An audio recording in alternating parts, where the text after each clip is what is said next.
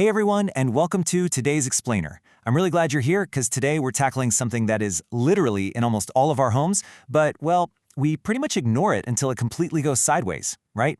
We're taking a super practical, under-the-floorboards look at floor drains.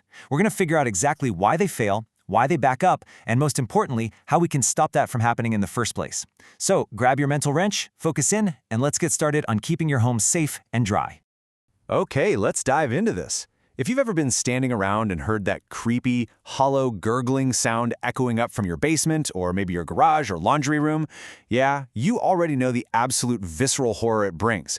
I mean, a backed-up floor drain is way more than just a minor nuisance. It can literally trap nasty wastewater right in the middle of your living space. It introduces these incredibly foul odors, and honestly, worst of all, it can cause devastating water damage to the areas where we keep our stuff. But hey, good news. While the exact fix totally depends on the specific cause, the vast majority of these backups share a few really predictable triggers. Section 1. Culprits behind the clog. So when we look at physical blockages, it's kind of crazy how everyday life is just constantly attacking your plumbing. We're talking hair, soap scum, tiny food particles, sediment. I mean, we've all seen the gunk that comes out of a shower drain, and let's be real, it is not pretty. Day by day, all this material accumulates. It snags on the sides of your pipes, and it just gradually narrows that drain line over time. And you know, it's not even just what's happening inside the house. If your home gets a lot of outdoor runoff, or you have heavy landscaping nearby, your older pipes are super vulnerable to outside infiltration. Things like tree roots and landscaping debris can actually force their way right into the plumbing, which severely chokes off your water flow. Now, what's really interesting here is the totally unique role that grease and oils play in this whole mess. See, we usually think of grease as a liquid, right? Because it's hot when we're cooking with it. But man, even tiny amounts of cooking grease will rapidly solidify once they hit your plumbing, especially in the colder sections of a building, like, say, under a freezing concrete basement floor. Over weeks or months, this hardened grease acts exactly like an invisible glue. It grabs onto all that hair, that soap scum, the sediment we were just talking about, and it just locks it all in place. So what feels like a sudden blockage out of nowhere during a heavy laundry day, yeah, that's usually just the result of this grease glue doing its dirty work for months on end. Moving on to Section 2, the hidden venting issue. This quote right here perfectly captures the whole cause and effect logic of your plumbing system. Think of your pipes kind of like a drinking straw. If you put your thumb over the top of a straw and lift it out of your drink, the liquid stays completely trapped inside because the air can't flow, right? Well, your house's plumbing works exactly the same way. If the venting system gets restricted or blocked, maybe by a bunch of leaves on your roof vent or even a bird's nest up there, the water just cannot drain smoothly. These weird pressure changes can actually push the water backward instead of forward. And where does it usually end up going? Straight toward the lowest fixture in your home, which is almost always your floor drain.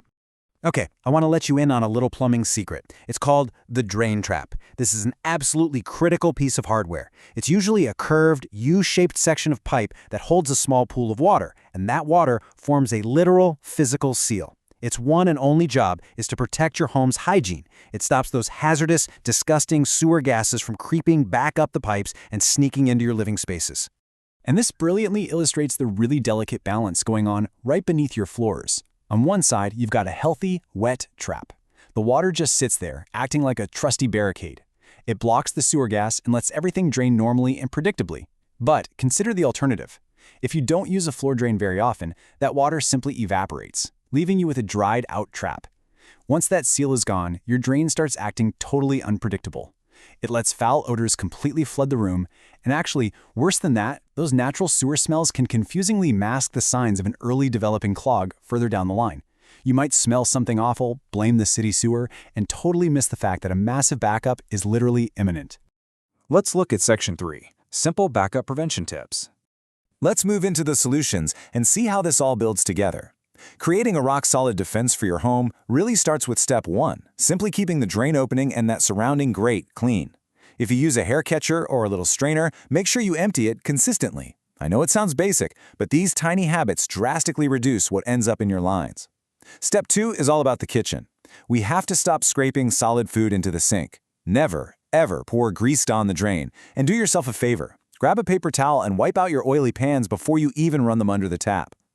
Finally, Step 3 is a great reminder that seasonal outdoor water absolutely messes with your indoor drains.